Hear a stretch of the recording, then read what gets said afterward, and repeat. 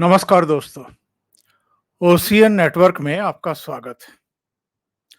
Canada के मूर्ख आतंकवाद समर्थक और कहना चाहिए कि नासमझ और घमंड से चूर प्रधानमंत्री ट्रूडो के दिमाग ठीक करने का भारत ने फैसला कर लिया है और वो लाइन पर आते हुए दिखाई भी देने लगे हैं। यानी जो बददिमाग प्रधानमंत्री था उसकी अक्ल जो है वो ठिकाने पर आती हुई दिखाई दे रही है।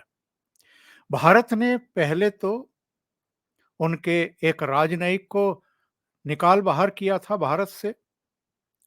इसके बाद जो वीजा दिया जाता है उसको सस्पेंड कर दिया था। अब एक और बहुत बड़ा फैसला किया है और यहाँ पर दिल्ली में जो कनाडा उच्चायोग में दूतावास में करीब 60 से ज्यादा राजनयिक हैं, उनमें से 40-41 को अब 10 अक्टूबर तक भारत छोड़ने का फरमान जारी कर दिया है। प्रधानमंत्री ट्रूडो से ये कहा गया है कि 10 अक्टूबर तक का समय आपके पास है, इन्हें आप वापस बुलाइए। और इसके बाद मैं जस्टिन ट्रूडो का एक बयान पढ़ रहा हूं और उन्होंने क्या कहा है ये मैं आपको बताता हूं। इससे ये पता चलता है कि ट्रूडो के अब दिमाग ठिकाने पर आने शुरू हो चुके हैं। भारत ने यह भी कहा है कि 10 अक्टूबर तक अगर ये इन 40 राजनयिकों को आप कनाडा नहीं बुलाते हैं तो इनकी जो राजनयिक छूट है वो समाप्त हो जाएगी। जस्टिन ट्रूडो ने इसके बाद एक बयान जारी किया है और ये कहा है कि भारत के साथ संबंध खराब नहीं करना चाहते। ट्रूडो ने कहा कि कनाडा भारत के साथ स्थिति को बढ़ाना नहीं चाहता, यानी बात को और बिगाड़ना नहीं चाहता। वो नई दिल्ली के साथ जिम्मेदारी पूर्वक और रचनात्मक तरीके से जुड़ना जारी रखेगा। तो ये जिम्मेदारी पूर्ण बयान था। 18 सितंबर को जो वहां की पार्लियामेंट में खड़े होकर के उन्होंने भारत पर आरोप लगाया था कि जून में जो हरदीप सिंह निज्जर की हत्या हुई थी सरे में, वो भारतीय एजेंटों ने की थी, उनका हाथ था। ये जिम्मेदारी पूर्वक और रचनात्मक तरीके से जुड़ना कहा जाता है। तो इन्होंने अब चूंकि भारत ने बहुत ही कड़ा रुख अपना लिया है और ये कहा है कि 40 और राजनयिकों को आप नई दिल्ली से कम करिए, वापस बुलाइए इनको और 10 अक्टूबर तक बुलाइए। तो अब इनके पेट का पानी ढीला हो गया है और ये क्या कह रहे हैं कि हम कनाडा के परिवारों की मदद के लिए भारत में मौजूद रहना चाहते हैं।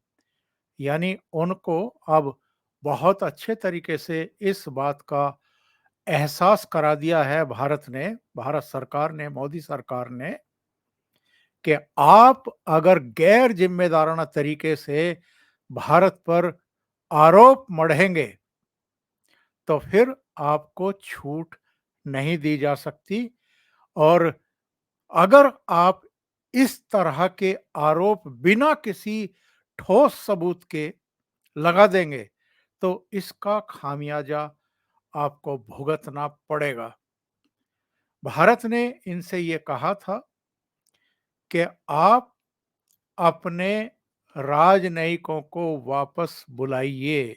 इसके अलावा जो एक और बड़ा फैसला लिया था वीजा जारी ना करने का, कोई भी नया वीजा अब कनाडा के लिए जारी नहीं कर रहे हैं और कनाडा से नई दिल्ली या भारत आने के लिए भी जारी नहीं कर रहे हैं।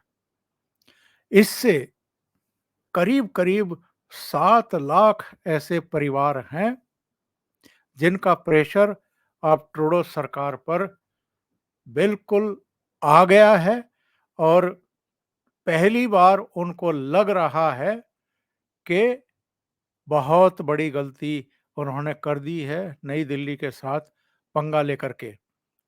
फाइनेंशियल टाइम्स की एक रिपोर्ट है जिसमें ये कहा गया है कि कनाडा के भारत में 62 राजनयिक हैं और पहले भारत ने कहा था कि कुल संख्या 41 कम की जानी चाहिए, यानी 62 में से 41 कम करिए।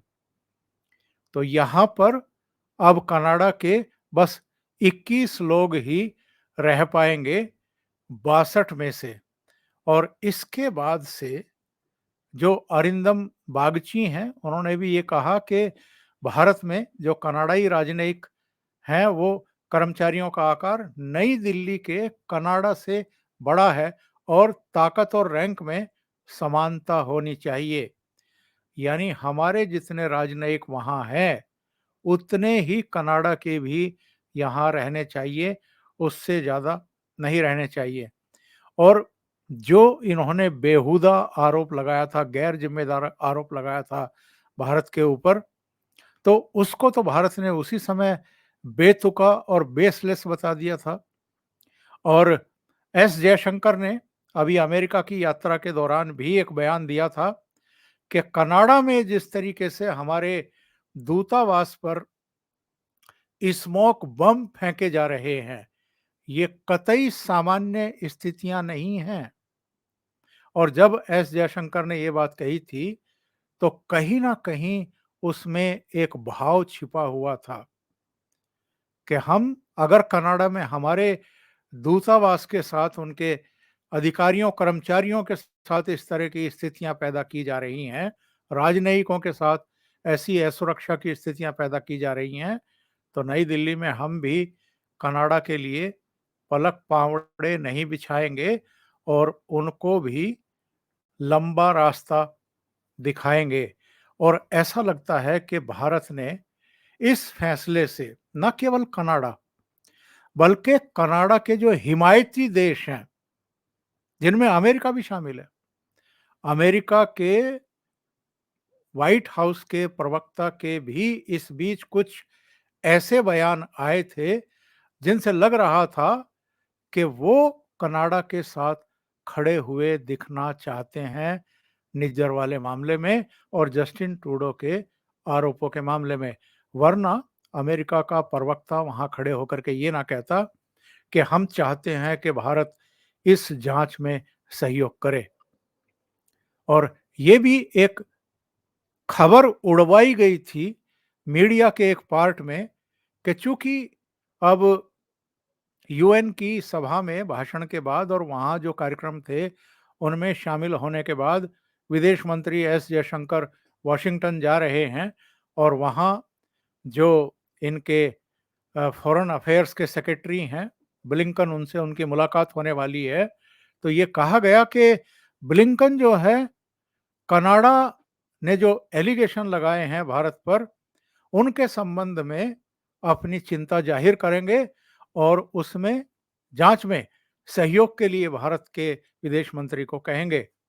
लेकिन बाद में पता चला कि ऐसी कोई बात हुई नहीं, लेकिन फिर भी वो बात उड़ाई गई मीडिया के जरिए कि जैसे ब्लिंकन ने एस जयशंकर को जो कनाडा जांच में सहयोग करने के लिए कह रहा है उसमें सहयोग करने के लिए कहा, जबकि एस जयशंकर ने साफ कह दिया था कि ये बेतुका बेसलेस आरोप है और बहुत गैर जिम्मेदाराना तरीके से भारत पर ये झूठा आरोप लगाया गया है, मढ़ा गया है। भारत ने जो ये फैसला लिया है, एक तो कनाडा के लिए वीजा जारी ना करने का, पहले एक राजनयिक को निलंबित करने का, निष्कासित करने का, और अब 40 राजनयिकों को वापस भेजने का, ये एक्चुअल में कनाडा ही नहीं, पश्चिम के ऐसे बहुत देशों के लिए संदेश और संकेत है कि भारत को हल्के में लेने की कोशिश ना करें। अगर आपने कोई भी बेसलेस आरोप भारत पर मढ़ने की कोशिश की, भारत को अलग-थलग करने की कोशिश की या ब्लैकमेल करने की कोशिश की, तो ये बहुत भारी पड़ेगी। और यही वजह है कि जो एक्शन अब दिल्ली से लिया गया है, उसके बाद जस्टिन ट्रूडो घुटनों पर आते हुए दिखाई दे रहे हैं और कह रहे हैं कि हम तो दिल्ली के साथ जिम्मेदारी पूर्वक और सहयोगात्मक संबंध स्थापित जारी रखना चाहते हैं, ताकि कनाडा में जो परिवार हैं, यानी भारत से संबंधित जो परिवार हैं, उनके लिए हम दिल्ली में उपस्थित रह करके उनकी सेवा कर सकें। बहुत बुरी तरीके से फंस गए हैं जस्टिन ट्रूडो, क्योंकि वहाँ विपक्ष के निशाने पर भी हैं। विपक्ष का कहना है कि बेहद गैर जिम्मेदाराना बयान इन्होंने भारत के बारे में दिया है, और खुद जस्टिन ट्रूडो को भी बाद में शायद ये एहसास हुआ कि वो बहुत बड़ी गलती कर चुके हैं। केवल कुछ चरमपंथियों को, उग्रवादियों को, ऐसे तत्वों को खुश करने के लिए, और उनका फायदा तो क्या होगा, नुकसान ही ज़्यादा होने वाला है। इसलिए उन्होंने पहले भी एक बयान दिया था कि भारत एक उभरती हुई वैश्विक अर्थव्यवस्था है, आर्थिक ताकत है। हम उसके साथ संबंध बनाए रखना चाहते हैं, बिगाड़ना नहीं चाहते। और अब जबकि ये नई दिल्ली से फरमान जारी हो गया है कि 10 अक्टूबर तक अपने 40 और राजनयिकों को बुलाइए, उसके बाद तो जस्टिन ट्रूडो बिल्कुल घुटनों पर आ गए हैं। अभी के लिए इतना ही। बहुत-बहुत धन्यवाद। अगर आपको ये चैनल और इसके कंटेंट पसंद आ रहे हैं, तो लाइक करें, कमेंट करें, वीडियो को शेयर भी करें। अभी तक अगर आपने ये चैनल सब्सक्राइब नहीं किया है, तो सब्सक्राइब कर लें और साथ में लगे बेल आइकॉन को दबाना ना भूलें, ताकि आगे आने वाले वीडियो और उनके नोटिफिकेशन आप तक पहुंचते रहें। बहुत-बहुत धन्यवाद। नमस्कार।